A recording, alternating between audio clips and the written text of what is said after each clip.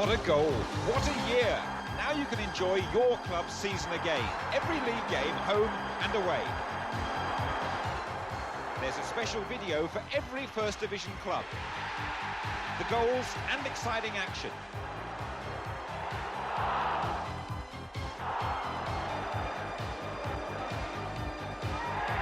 Then there's goals galore. 110 of the best and worst of the season.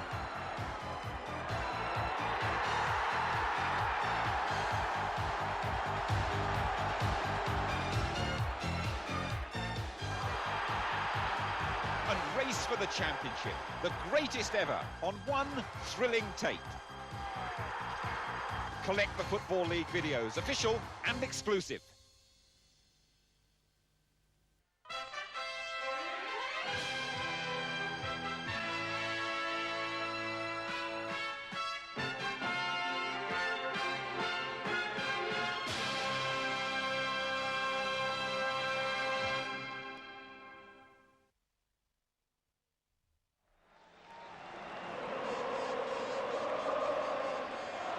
World sports action welcomes you to Anfield. From the Barclays First Division, Liverpool against Crystal Palace.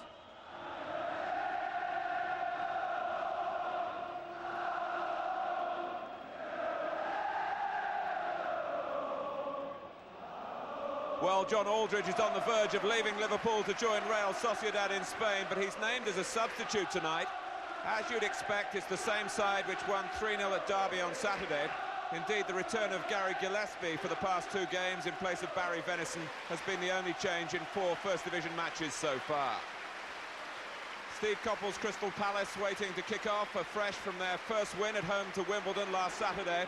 Only 5 of their side, Perry Suckling, David Burke, Andy Gray, Gary O'Reilly and Mark Bright, had played in Division 1 before this season.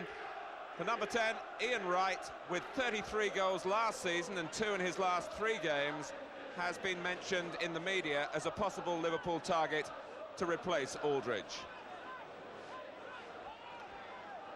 Bruce Grobbelaar defends the Cop end in the first half. The referee is Kieran Barrett from Coventry. Wright chasing on and trying to put some early pressure on Alan Hansen. It's Liverpool's first home game since the opening day of the season, and John Barnes is away here. But Pemberton matched him, and then was a little unlucky with the ricochet. It clearly bounced off Barnes onto the Palace right back and behind for the corner.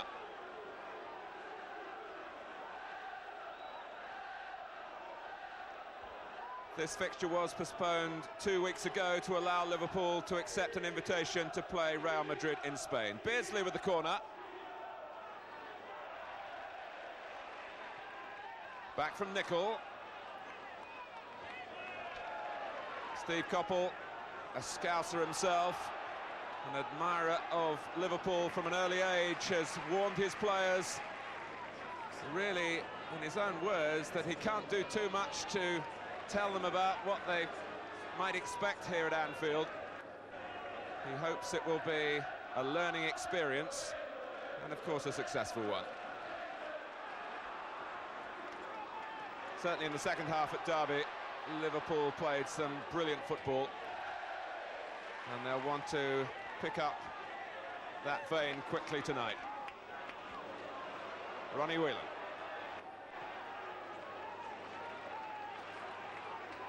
Gillespie at right back. Rush. At least Palace keeping Liverpool out of the penalty area at the moment, although Beardsley trying to change that past Pemberton, but not past the covering player, Eddie McGoldrick.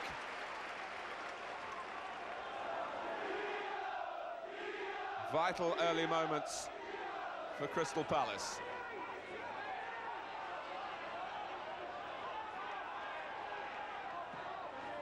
Beardsley varies the corner and was looking for McMahon. Wright, who's capable of springing forward on his own, and Hansen was aware of that.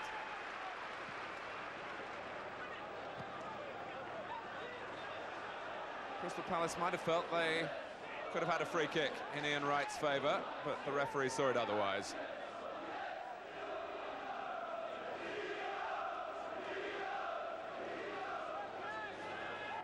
Steve McMahon, who played so well as deputy for Brian Robson in Sweden,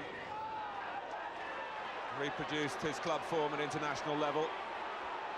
Barnes, Pemberton showing him the inside route, and it was blocked by Hopkins, rather fortunately for Crystal Palace. Nicol places it into the corner, and there was an air of inevitability about the opening goal as Liverpool continued to bear down on Crystal Palace.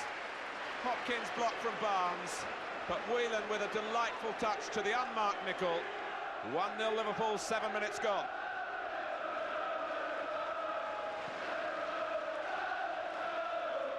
And Steve Nicol, who was debited with an own goal 6 nights ago in Scotland's World Cup tie in Yugoslavia, reminds us again of what a good finisher he can be in the proper context. Beardsley, and there's a real appetite about Liverpool here. McMahon.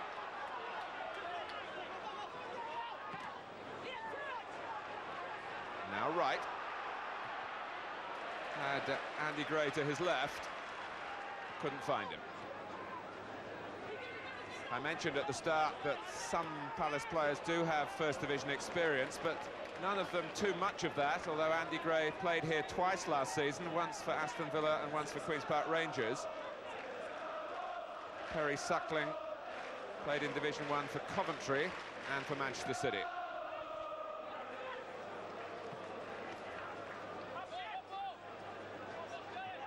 Rush.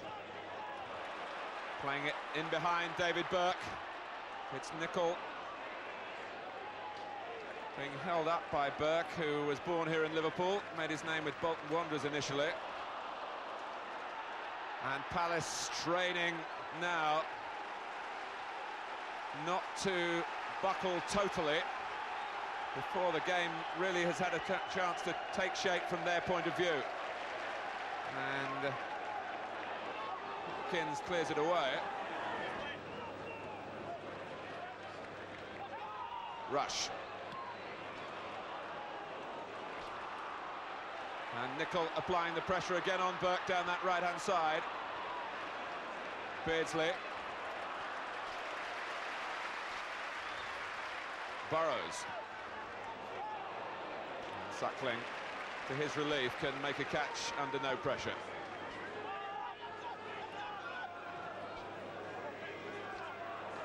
McMahon, after Whelan's header, touched off by Nicol. Liverpool, who just apply the basic passing principles of the game, and they're able to do that because their support work is so splendid. And knocking the ball around here at will. And McMahon is through the centre. Suckling repositioning, and McMahon in the end doesn't call upon the goalkeeper to make a save. And there's already an inquest going on in the Crystal Palace ranks as to how Steve McMahon, coming from midfield, was allowed to run forward unattended and onside. And he was able to shoot as well, under no challenge at all.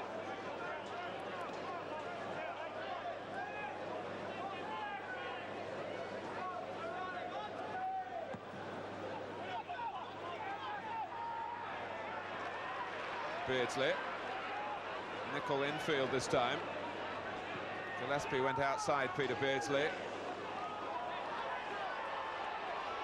The centre-backs, O'Reilly and Hopkins at the moment, not getting much cover from the midfield line in front of them. But there's always a chance on the break with players like Wright. And Andy Gray can get forward well as well. And Mark Wright, of course, who's been Ian Wright's lieutenant so successfully. The two of them, 58 goals between them last season. in all competitions. Well, the free kick goes in favour of Hussein, with Wright backing in.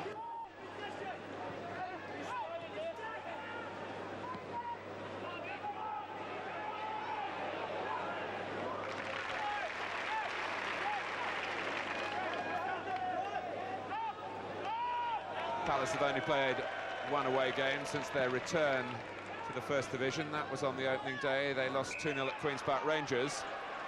They're 1-0 down here, but they have a free kick.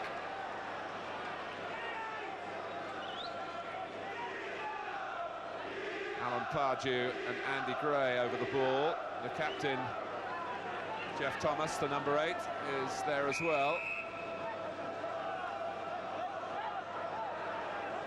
Another player brought up in the northwest. And it's hit the post from Thomas, very unlucky for Crystal Palace. Grobbelaar was beaten to his left. And a rasping, low free kick from Jeff Thomas, a whisker away from an equaliser. But Liverpool looking to celebrate the let-off with Barnes and Beardsley. They changed the angle, got it past the wall, past the goalkeeper, but not past the post. Hopkins with a hand-off on Barnes that smacked a little of desperation.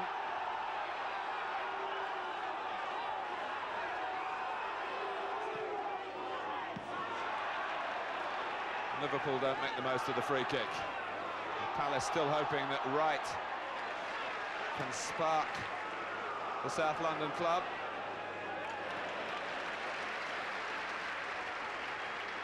But certainly Thomas's free kick will have given Crystal Palace some belief that they have a right to be on the same stage as Liverpool. McMahon, though, is away here. Rush inside in. McMahon chips Suckling brilliantly.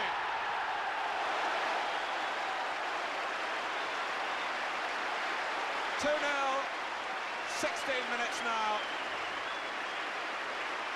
McMahon raiding from midfield again, and the most precise of lobs.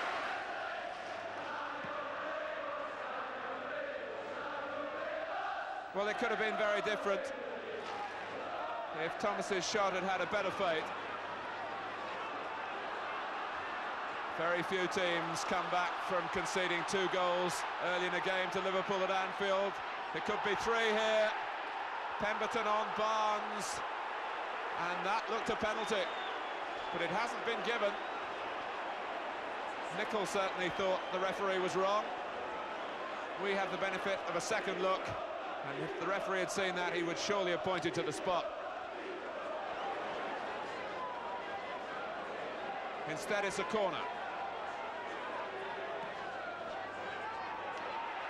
Hussein with a huge leap beyond the far post and solid contact as well. On almost remedying here the injustice a moment or two ago.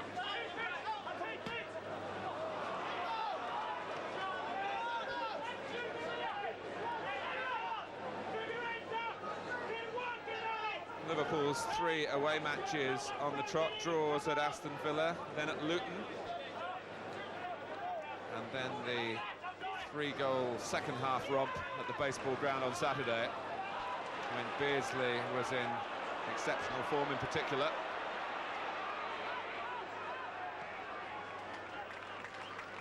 Gillespie, Nicol, Whelan joins in. And Palace defenders looking at each other to say who should be marking there.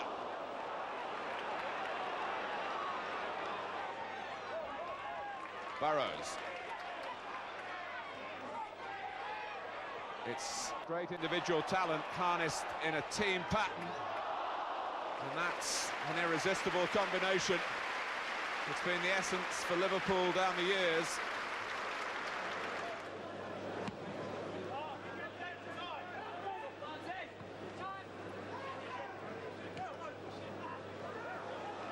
Hussein. Even with his experience, he must realise how fortunate he's been to be given the opportunity to play in a Liverpool side like this. Gillespie harassed unfairly by Thomas.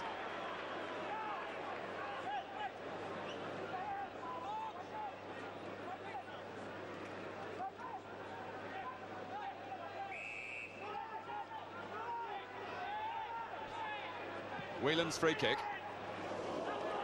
And O'Reilly backheading it. Gary O'Reilly, who began his career with Tottenham.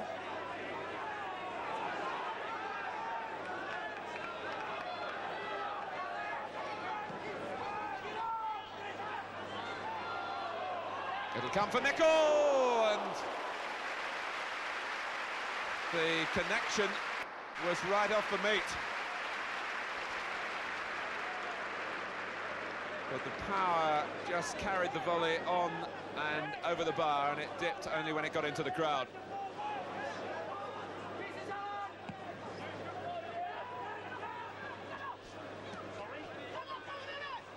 McGoldrick. Well, all credit to Eddie McGoldrick's ambition there. He was a good 25 yards out. It wasn't an easy ball to take. And he had a crack with the left foot that had Grobbelaar raising an arm for a moment.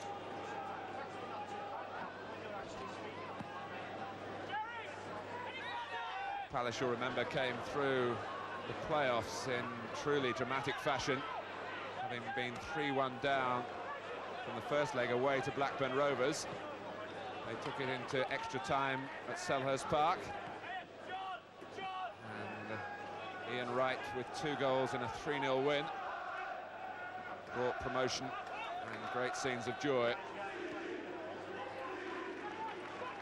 Part of the thrill of promotion is to have the privilege to take on the best, even if that can be somewhat painful. Palace have stuck to their guns, though, after losing 2 goals in 16 minutes. Wright is their biggest gun. And Liverpool don't reveal too much of their scouting plans publicly, but if they are interested in Ian Wright, they'll be keeping a very close watch on how he performs in these circumstances. I can remember Paul Walsh playing marvellously in a 6-0 defeat when he was with Luton Town here at Anfield, which was a prelude to Walsh being signed.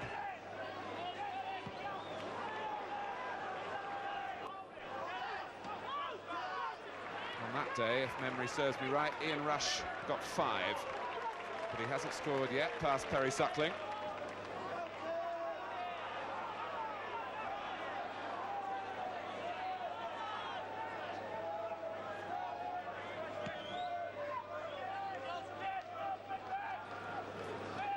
Flicked on by Bright to Wright. That's the combination that's worked well for Palace in recent seasons, but Burrows was alive to it.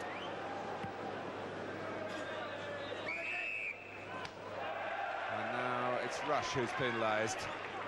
I just wonder what the departure of John Aldridge, given that that deal goes through with Real Sociedad, what it will mean to Ian Rush. We kind of found it easy with Aldridge on the bench, or stealing the limelight. The sense of competition really built up amongst the media and, of course, amongst the fans as well. Both players very popular in the dressing room, I should stress.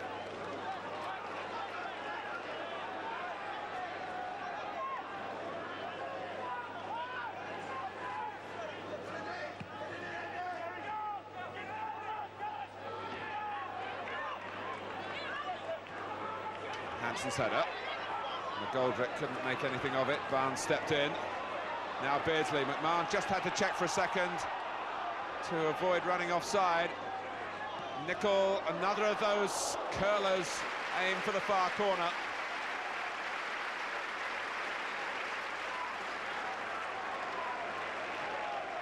When when you look around the Liverpool side and you think that Steve Nicol has a First Division hat-trick to his name, so too does Gary Gillespie. So outside the usual goal scorers, there's danger from every quarter. But Pemberton doing very well to take on Liverpool almost single-handedly then. But he's out of position now, the right back. Beardsley. Barnes has gone into the centre.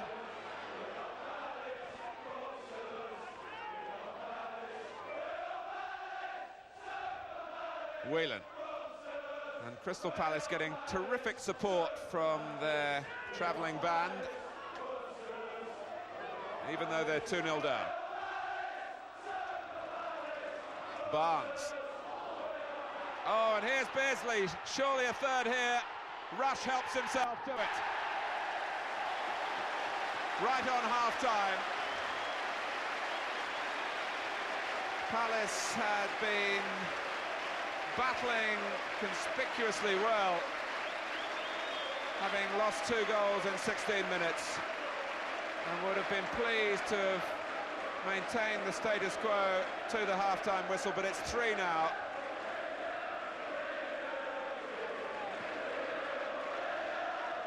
And it all opened up yet again deep in that Palace penalty area, with Beardsley playing a major role and Rush applying the finishing touch.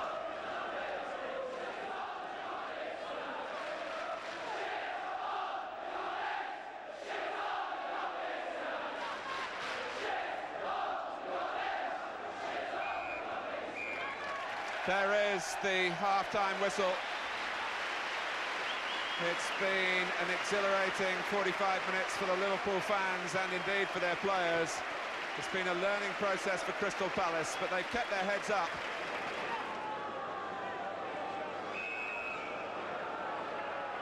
Liverpool attacked the Cop End in the second half. And they played here with a relish, as if to say, we're glad to be back on home territory after some 3.5 weeks away.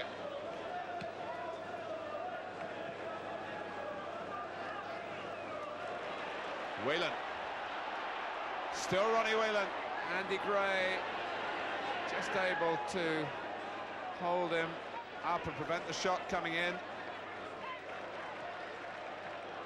But for how long? Well, the flag's up now against Beardsley.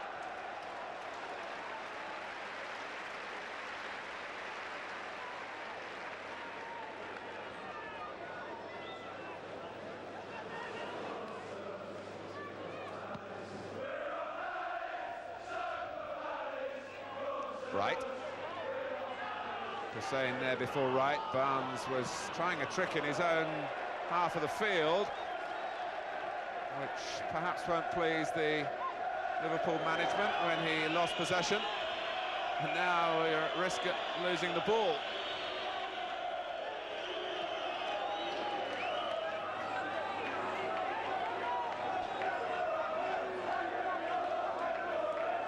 It's not quite like baseball when it's the custom in the United States. If a ball's hit into the crowd, the fan who catches it keeps it.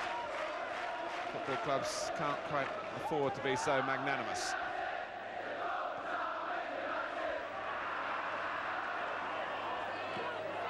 Right, dispossessed by McMahon. Gray, in his second spell now, of course, with Crystal Palace, re-signed at the start of this season. Hansen.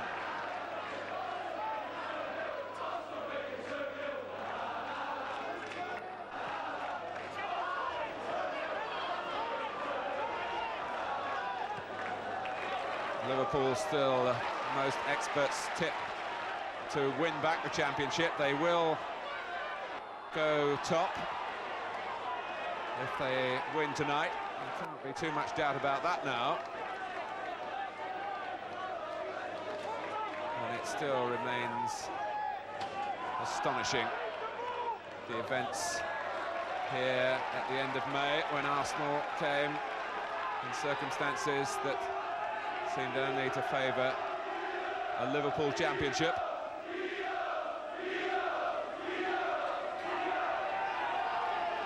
Gray with the throw.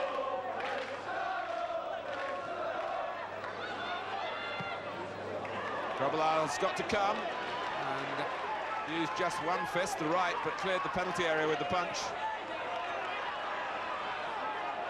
Burke.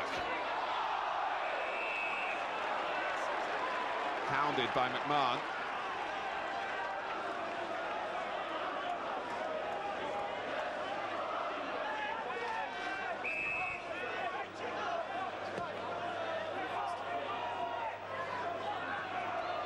Gray. Oh, did well to deny Beardsley's tackle. And Pemberton stepped in a timely fashion as well for Crystal Palace. McGoldrick stopped by Barnes.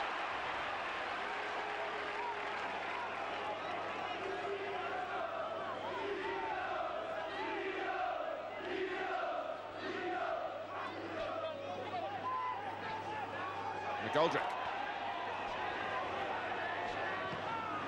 Well, Crystal Palace, who've had 6 seasons in the First Division in the past, were relegated in 1981 and have played here with a certain amount of character and continue to try to attack Liverpool whenever they can. Gillespie goes again for the return from Beardsley, and O'Reilly had to boot it behind, with Gary Gillespie making the extra man in that attack.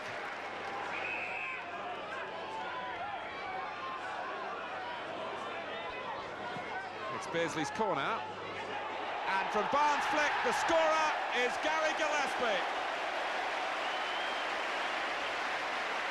Well, Liverpool have so much variety to their football. They don't need goals from set plays, perhaps as often as most other clubs.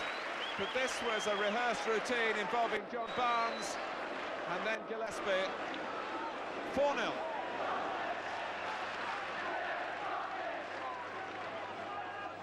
The 4th goal coming in the 56th minute.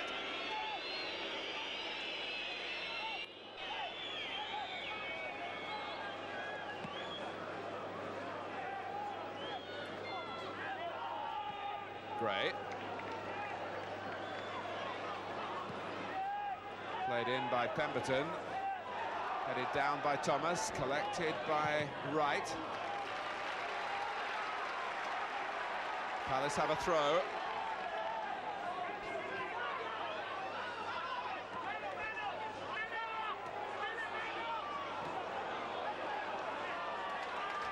The one thing Liverpool do let you do is pass the ball, but you have to get some sort of possession first, and that's easier said than done. And Kenny Dalglish's team have really picked up the mood again in the second half. Barnes and Burrows. It went behind, to Suckling's consternation.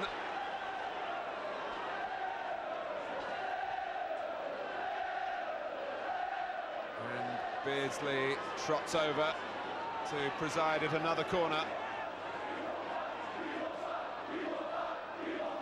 As the Kop takes up the chant, we want 5.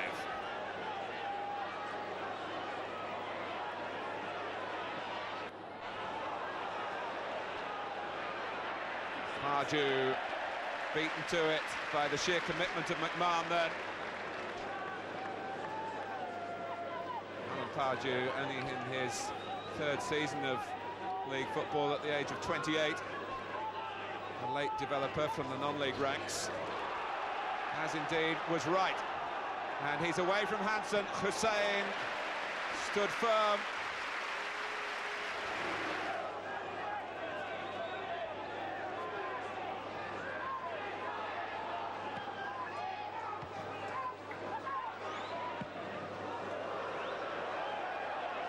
Well, Nicol having to deal with an awkwardly dropping ball and the presence of Thomas just behind him. But as usual, Liverpool have extricated themselves from their difficulties.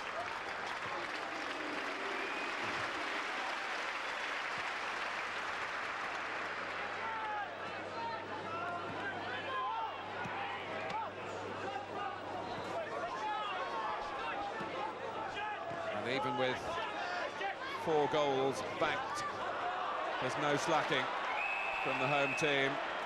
Rush prepared to go and try and win possession. He's back in the groove now with a goal in 2 consecutive games after a slow start, and linking up with Beardsley. Peter Beardsley deserves to be amongst the scorers. It's taken him an hour to get one for himself, but his own display again has been of the very highest order. Marvellously constructed with Rush, and then fired into the top of the net.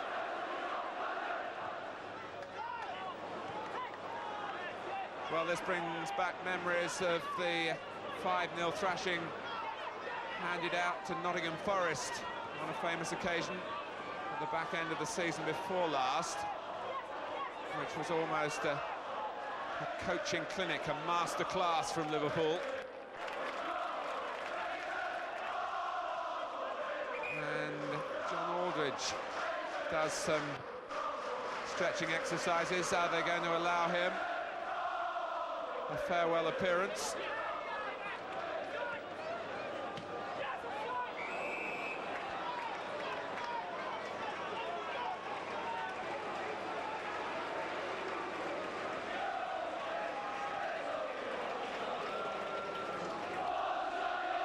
And the Kop are calling for Aldridge.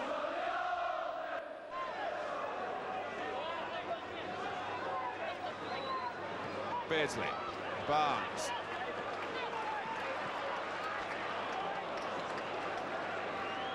Broken up by the energetic Pemberton when he played at places like Rochdale and Crewe, as Pemberton has done. Even to come here and be thrashed must be a memorable experience, and it's a thrashing now for Crystal Palace.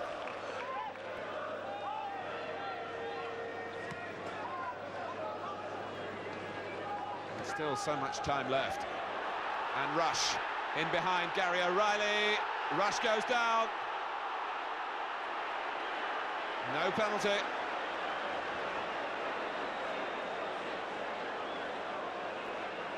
Certainly O'Reilly got some contact with the ball.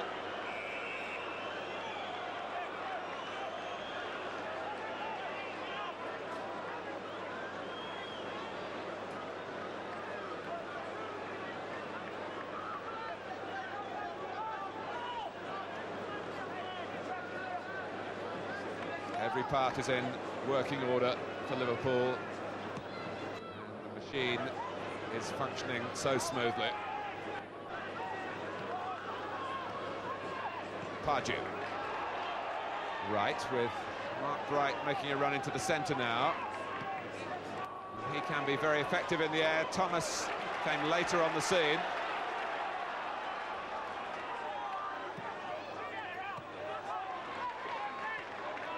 Burke. Another one knocked towards Bright. He finally gets the ball on the ground now and serves McGoldrick. Well, Barnes acting as a left-back, but not stopping the cross getting in.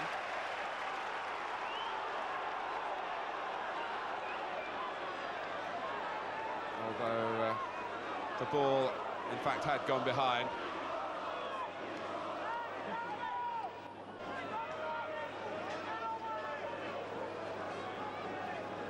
Well, often when there's a gulf between the two sides, the match loses shape.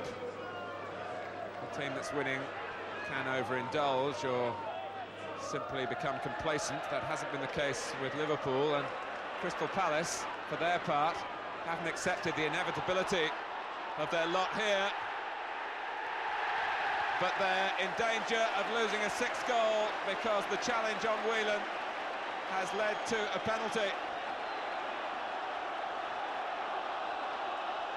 Now, there's activity down on the touchline as we look again at the replay.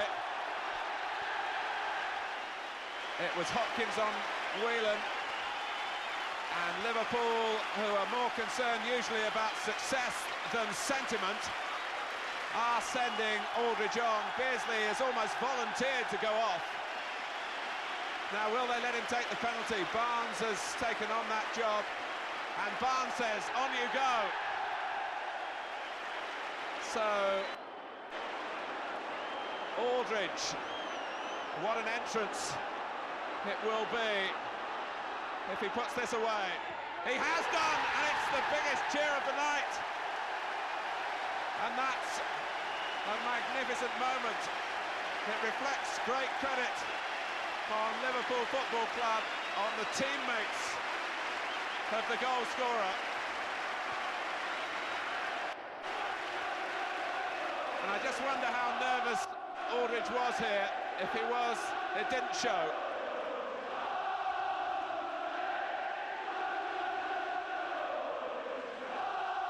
And that is his 50th goal in the league for Liverpool in his 2.5 years with the club.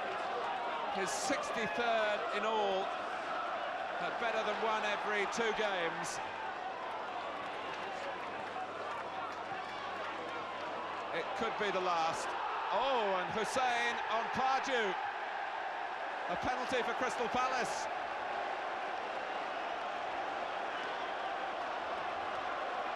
Yes, rightly given.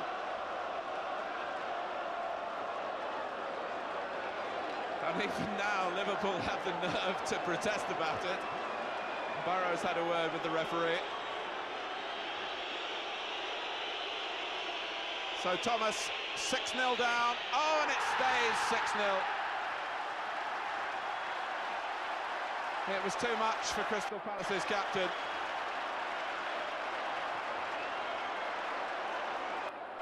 And he drove it high over the bar.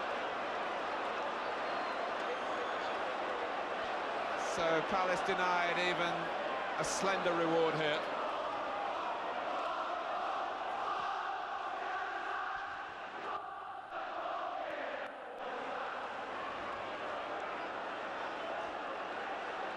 Well, what an eventful game.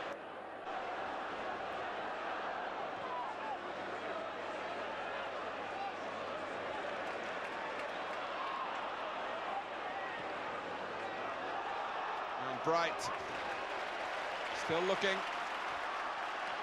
still hunting an opening that might stand Crystal Palace in good stead, if not tonight, on future occasions. But what must be going through Steve Coppell's mind? The only consolation is that it's a gap that so many others have struggled to bridge. And also that Crystal Palace haven't tried to kick their way to some sort of security in the second half. Champions is the cry, and it's a championship-style performance from Liverpool. Although at this early stage in the season, you can be sure that Kenny Dalglish won't entertain any questioning on that particular subject. Bright crosses. Grobbelaar is happy to be involved. And the ball thrown up to Aldridge, who was fouled. If the I's are dotted and the T's crossed on the new contract for John Aldridge to take him to Spain, I'm sure he'll go with a heavy heart. But he'll be 31 in 6 days' time.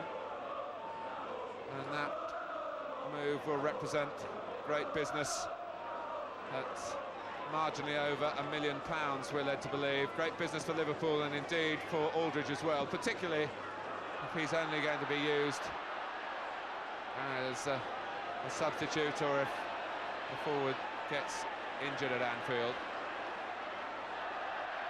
Barnes teasing O'Reilly.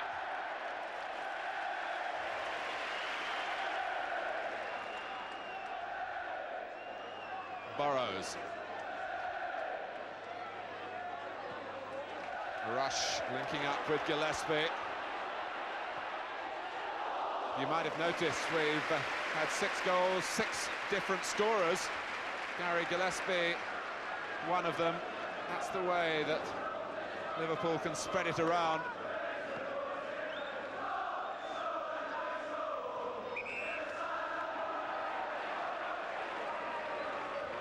In recent memory, a 7-0 demolition of Tottenham here in the First Division in the early days of Ozzy Ardiles. And this performance will be put up at that level.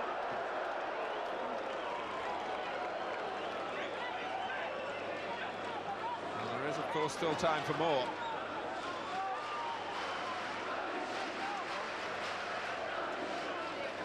It's almost as if it's been drummed into Liverpool that they lost the title to Arsenal because they scored fewer goals than the North London club, and that must never be allowed to happen again.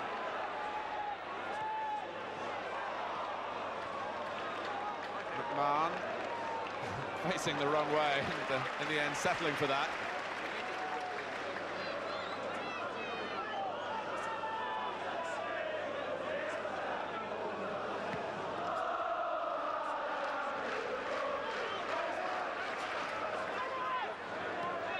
Thomas.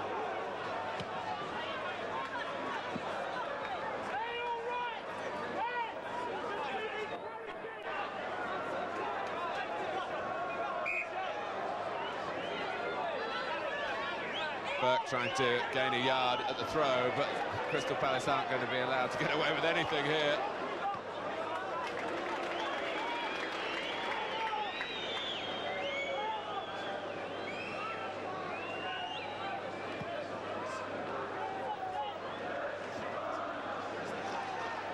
Hussein, and that's a weak one.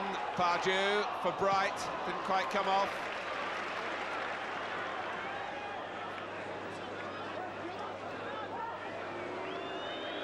And Crystal Palace refused to be demoralised in desperately difficult circumstances.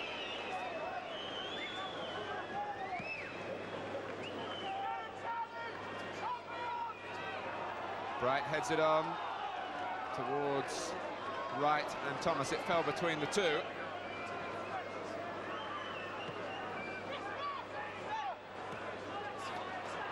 Gray will get there first. And Barnes has to check back, but Andy Gray pushed it too far ahead of him. And then Liverpool look to knock the ball around once more.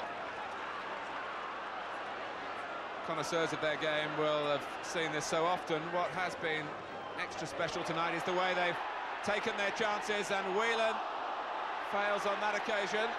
Nicol.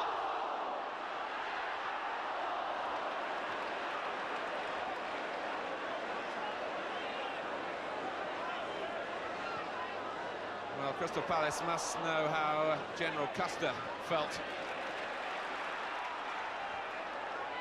They aren't actually outnumbered, but it must feel that way. Burrows. Oh, good save from Gillespie by Suckling. Nothing wrong with the header, crisp and downwards.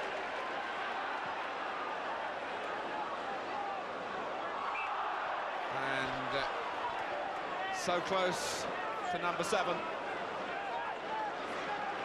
Hopkins tidied it up. Right, leaving McMahon in his wake, taking on Hussein and Hansen. And the fall in the end had too much theatre about it.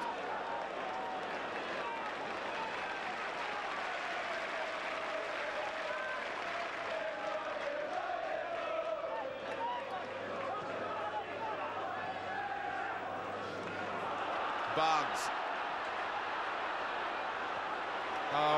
beautifully played for Rush, Suckling outside the area, was it? It's going to be a booking for the goalkeeper. Is it going to be another penalty for Liverpool or merely a free kick? I think the latter. Well, there's no sympathy here from the referee for the beleaguered Crystal Palace goalkeeper Perry Suckling. And yes, the challenge was a couple of feet outside.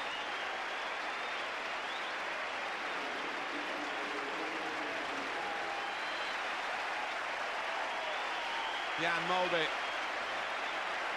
is being invited to the party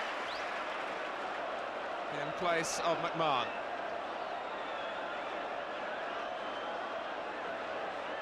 Barnes sizes up the possibilities, and it goes over the wall, and it's a perfect free kick on a perfect night for Liverpool. Who needs penalties when you've got a player who can take free kicks of that quality? No reprieve for Suckling. No stopping it. 11 minutes left. And the tally rises. Liverpool 7, Crystal Palace 0.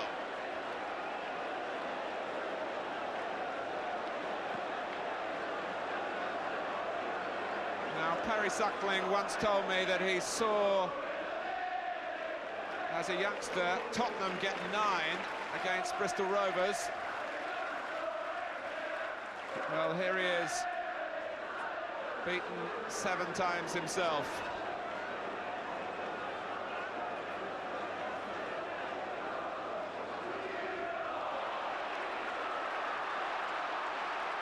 We're into the last 10 minutes, and Crystal Palace must be aching to hear the final whistle. But the Liverpool supporters and all lovers of football, even amongst the Crystal Palace fans really, must want it to go on and on. It's a delight to behold.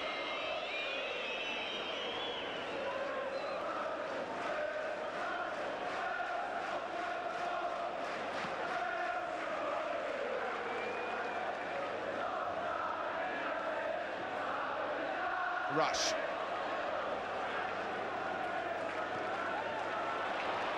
Here goes Whelan.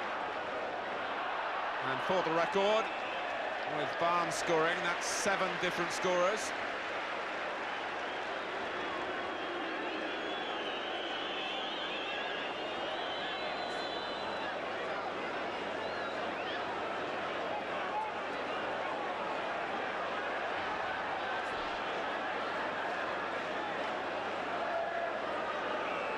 Well, it's Barnes in charge of another free kick. He doesn't go the direct route this time.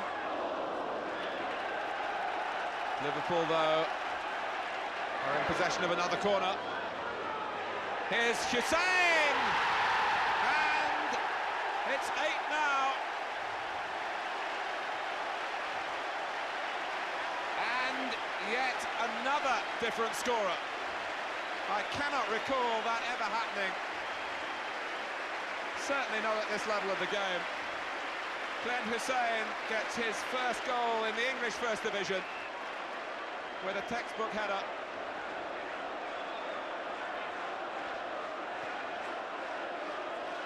Eight minutes remain for Crystal Palace. That will seem like 8 hours. A hasty glance at the record books tells me that the greatest margin of victory in the First Division is 12 by West Brom and Nottingham Forest. But way back, 1892 and 1909. Maybe there's not time for the dozen here, but there might be for double figures.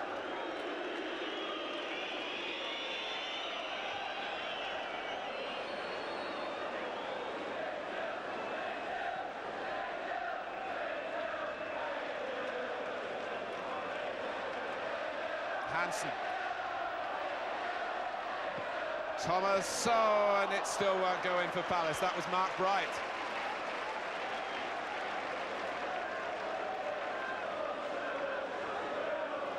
Crystal Palace deserves something. I suppose maybe they'll regard the first-hand view of watching Liverpool's style and verve here is reward alone. Even hardened professionals might be able to sit back one day and accept that, but it is going to be hard to live with in the short term. Pemberton, and Grobbelaar's concentration is total. The angle was perfect, and the ball just settled in his midriff.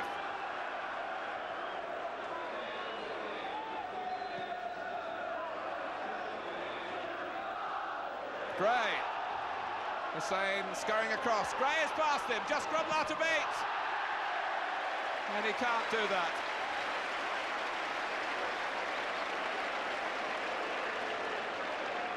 Crystal Palace, in terrible defeat here, will have won new admirers for their attitude. Nicol.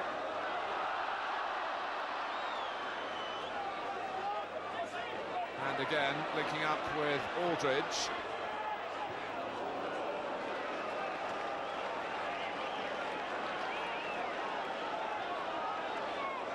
It's been an honour to watch this.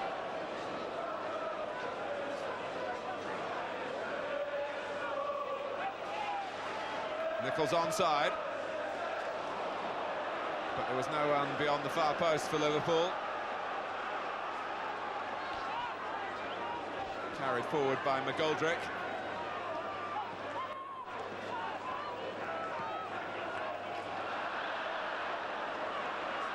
Mulby. Suckling, hoping, I think, that it would run into the area, but the curve on the pass took it away, and he had to just hack the ball out of play. There's such an air of celebration at Anfield tonight. The one thing that they can celebrate is going to the top of the table. And maybe a ninth, yes! Nicol, who started it all way back in the 7th minute, has he rounded it off? He becomes the first player to get 2 goals on a night when the scoring has been shared so spectacularly. Liverpool 9. And Suckling wonders what's hit him.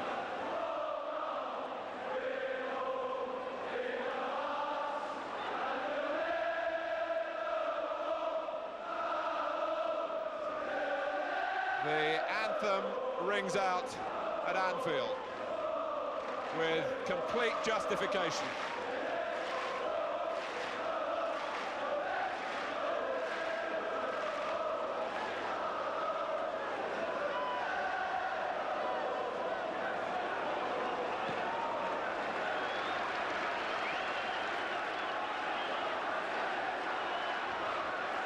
Thomas.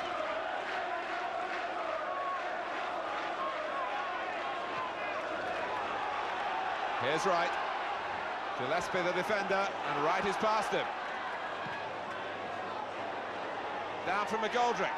Pardew, it wouldn't drop quite quickly enough for him. And he was in the best position, really, to test out Grobbelaar. Burke.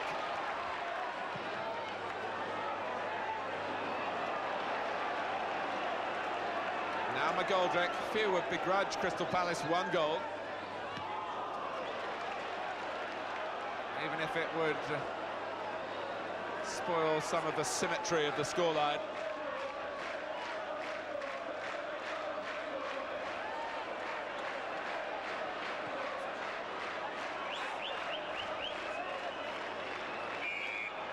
Mulby is the player who was hurt in that clash of heads. Mulby's okay.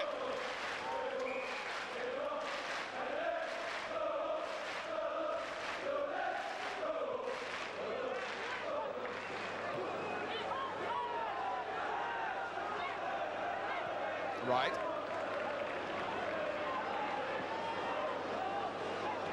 Crystal Palace, when they get the ball, continue to attack.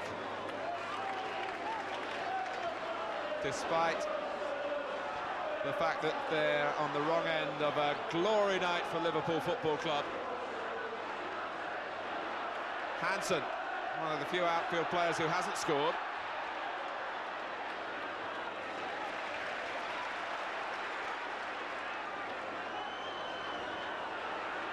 Burrows. Just a question of the final whistle now. And whether there is time on the watch of Kieran Barrett for Liverpool to get double figures. There isn't. But 9 is more than enough for the players and for their supporters. And John Aldridge with that bond with the Kop. The Liverpool fan who's lived out the dreams of all the supporters as a Liverpool footballer. The shirt and the boots go into the Kop as a souvenir, and I'm sure Aldridge will be back here as a fan in the years to come. But what a spectacular finale.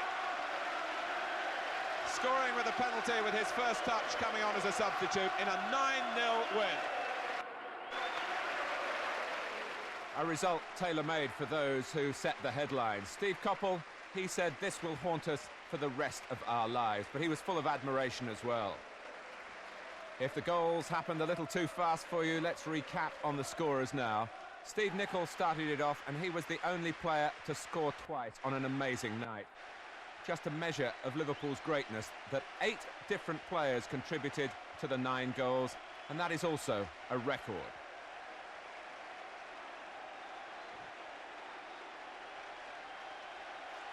Wherever it came from, Crystal Palace just didn't have the answer.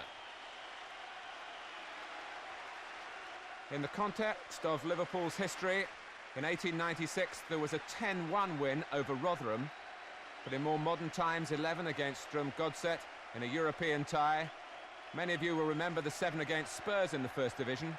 York City also hit for 7 in 1985, and Fulham for 10 in the Milk Cup in 1986. And now it's 9-0 in the record books against Crystal Palace. A glorious night then, but it was also tinged with sadness. John Aldridge, who used to stand on the Kop, said his farewells in a most appropriate manner. Over 2.5 years, he's felt so deeply the triumphs and the tragedy of Liverpool Football Club. But what a way to go out. Liverpool 9, Crystal Palace 0.